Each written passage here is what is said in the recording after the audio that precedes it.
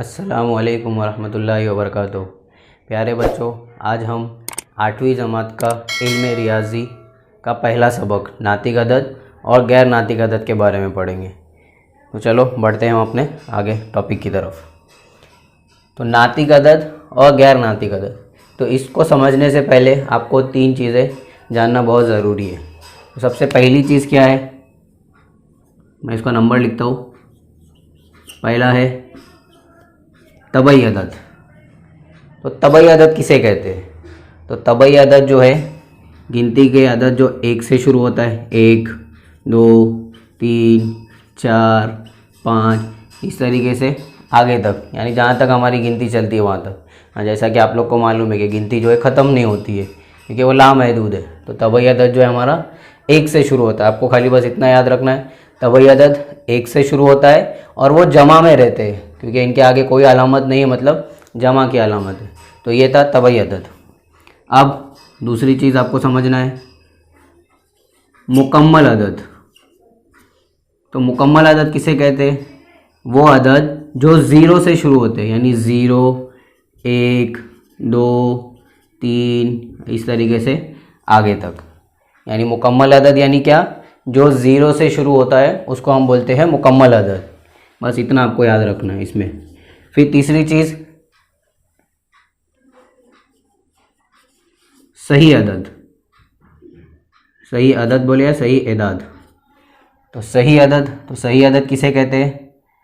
ऐसे अदाद जो 0, जिसमें क्या हो, 0 हो, एक साइड में जमा वाले अदद हो 0, 1, 2, 3, और 0 के ये साइड में क्या हो, नफ़ी वाले अदद हो, नफ़ी 1, नफ़ी 2, या मनफी भी पढ़ते हैं हम इसको, नफ़ी 3, नफ़ी 4 इस तरीके से नफ़ी वाले। तो सही अदद उसे कहते हैं जिसमें 0 भी हो, नफ़ी वाले अदद भी हो और जमा वाले अदद भी हो।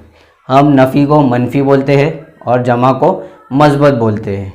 तो ये था तबई अदद, मुकम्मल अदद और सही। अब हम बढ़ते हैं हमारे टॉपिक की तरफ, नातिक अदद और गैर नातिक अदद। तो सबसे पहली चीज़, नातिक अदद किसे कहते हैं? तो नातिक अदद यानी क्या? जो बटे वाली सूरत में होते हैं। बटे को हम कसर भी बोलते हैं, इस तरीके से हम लोग लिखते हैं कसर को, 2/3 या 4/3 कुछ भी, मतलब जो बटे वाली सूरत में होता है उसको हम क्या बोलते हैं? नातिक अदद बोलते हैं। अब एक और चीज़ है इसके अंदर, नातिक अदद के अंदर, कि कोई अदद जो किसी का मुरब्बा हो। जैसे एग्जांपल के तौर पे यहाँ पे समझिए कि 16 जो है, 16 किसका मुरब्बा है? तो हमको मालूम है कि 16 जो है ये 4 का मुरब्बा है। 4 की कुव्वत 2 इस तरीके से लिखते हैं हम लोग, और कुव्वत 2 को मुरब्बा पढ़ते हैं।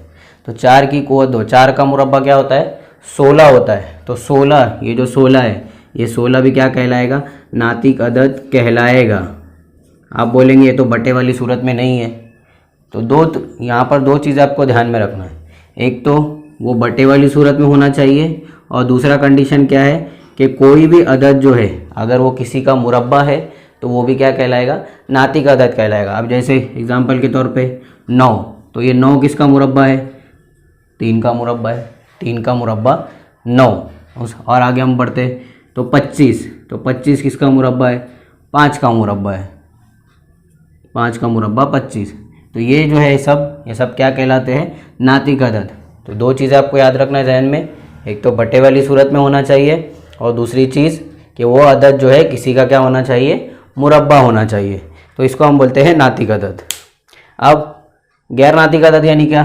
तो सीधा सीधा आपको समझ में आ गया रहेगा कि जो बटे वाली सूरत में ना हो। अब पढ़ते हैं हम लोग अददी खत क्या होता है। तो अददी खत का मतलब क्या? तो सबसे पहले खत का मतलब समझिए। खत यानी क्या? तो खत ये एक सीधी लकीर, बराबर, सीधी लाइन जिसको हम लोग बोलते हैं। अब अददी खत, तो अददी खत का मतलब क्या होता है कि जब हम एक खत को अदद से ज़ाहिर करते हैं। अब जैसे यहाँ पर देखो मैंने लिखा 0।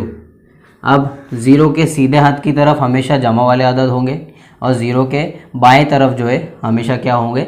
नफ़ी वाले अदद, यानी मनफी वाले। तो आप देखिए यहाँ पर 0, फिर उसके बाद 1, जमा का 1 बोल सकते हो, 2, 3, 4। तो ये क्या हो गए हमारे? जमा वाले अदद, मस्बत अदद जिसको बोलते हैं हम लोग। फिर 0 के बाएं तरफ, लेफ्ट हैंड साइड की तरफ, तो नफ़ी 1 लिखेंगे हम लोग, नफ़ी 2, नफ़ी 3 और नफ़ी 4। इस तरह आगे हम लोग बढ़ा सकते हैं, हमारे हिसाब से सवाल में जैसा बोलेगा हम लोग वैसा करेंगे। तो अददी खत मतलब क्या समझ में आया कि अददी खत यानी ऐसा खत जिसको हम अदद से यानी गिनती की अदद से जाहिर करते हैं, उसे हम क्या बोलते हैं, अददी खत बोलते हैं। अब बढ़ते हैं हमारे मशकी सेट 1.1 की तरफ। तो पहला सवाल, मैं सवाल पढ़ता हूँ आप लोगों के लिए, आपको भी स्क्रीन पर नज़र आएगा सवाल। तो अददी खत पर दर्ज झेल नातिक अदद को दिखाइए और हर मिसाल के लिए हमको अलहदा अददी खत खींचना है। तो अददी खत का मतलब आपको मैं बता चुका हूँ पहले अब भी। तो अददी खत यानी ऐसा खत जिसको हम क्या करते हैं, गिनती की अदद से जाहिर करते हैं। तो मैंने पहले से बना के रखा हूँ, 0 हम लोग बीच में लिखते हैं। अब यहाँ पर हमको दिया हुआ है ये देखो बटे वाली सूरत है, यानी ये नातिक अदद है।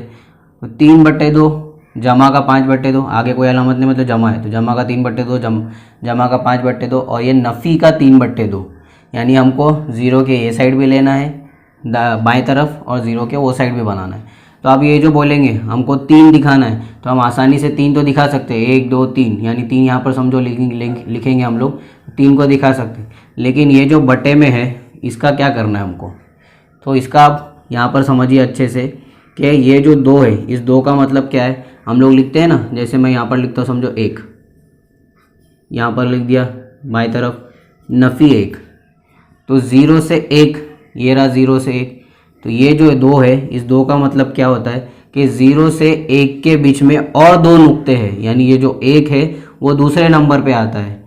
तो यहाँ पर देखो ये पहला नुक्ता पकड़ो, ये पहला 0 के बाद से काउंट करने का, ये पहला नुक्ता और ये दूसरा नुक्ता, यानी दूसरे नुक्ते पर क्या लिखना है हमको, 1 लिखना है। फिर आगे ये 3, ये 4, तो चौथे नुक्ते पे आएगा 2, फिर ये 5, ये 6, तो छठे नुक्ते पे आएगा 3, यानी 0 से लेकर 1 के बीच में कितने नुकात है, 1 और 2, यानी एक तरह से हम 1 पकड़ सकते हैं। तो दूसरे नंबर पे 2, यानी हमको मसावी टुकड़े करना है। यहाँ पर भी वही होगा, ये 1 नुक्ता दूसरा नुक्ता तो नफ़ी 1, फिर ये तीसरा नुक्ता चौथा नुक्ता, तो चौथे नुक्ते पे क्या लिखेंगे हम लोग, नफ़ी 2, ये 5वां नुक्ता और ये छठा नुक्ता, तो छठे नुक्ते पर आएगा हमारा नफ़ी 3।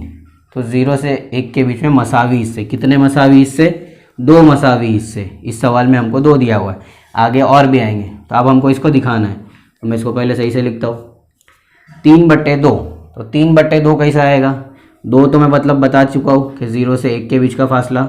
अब ये 3, तो 3 का मतलब ये जो ऊपर रहेगा ये नुक्तों को जाहिर करता है, नुक्ते को या नुक्तों को जाहिर करता है। तो 3 नुक्ते दिखाना है अब हमको। तो यहाँ से काउंट करो, 0 के बाद से 1 नुक्ता 2 नुक्ता 3 नुक्ता, तो यहाँ पर आ रहा है तीसरा नुक्ता, तो इसको एरो ऐसा बना लीजिए और यहाँ पर दिखा दीजिए 3/2।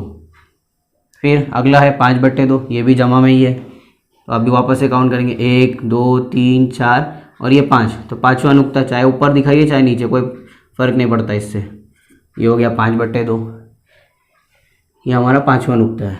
फिर नफ़ी का 3/2, तो ऊपर वाले को हम नुक्ता बोलते हैं। अब ये नफ़ी बोला है तो बाएं हाथ की तरफ आना है, उल्टे हाथ की तरफ। तो नफ़ी का 3, तो 1 नुक्ता 2 नुक्ता ये तीसरा नुक्ता, इस पे एरो खींच लीजिए इस तरीके से, नफ़ी 3/2। इसी तरीके से हम करते हैं हमारे दूसरे सवाल की तरफ, 7/5, नफ़ी 2/5 और नफ़ी 4/5। अब यहाँ पर देखिए बट्टे में क्या दिया हुआ है, 5 दिया हुआ है। इससे पहले वाले सवाल में क्या था, बट्टे में 2 दिया हुआ था। तो हमने क्या किए, 0 से 1 के बीच में क्या किए थे हमने, पहले सवाल में देखिए 0 से 1 के बीच में हमने दूसरा नुक्ता जो आ रहा था, दूसरे नुक्ते पर हम क्या लिख रहे थे, 1 लिख रहे थे।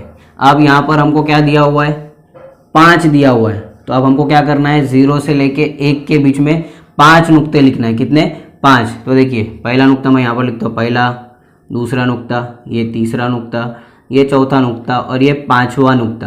तो 5वें नुक्ते पर हमको क्या लिखना है, 1 लिखना है। इसी तरीके से आगे बढ़ाते हैं हम लोग, 1 नुक्ता, अब आगे से काउंट करने का, 1, ये 2, ये 3, ये 4 और ये 5। तो 5वें नुक्ते पे क्या लिख दीजिए, 2 लिख दीजिए। इसी तरीके से बाएं हाथ की तरफ, तो 1 नुक्ता 2 नुक्ता 3 4 और ये 5।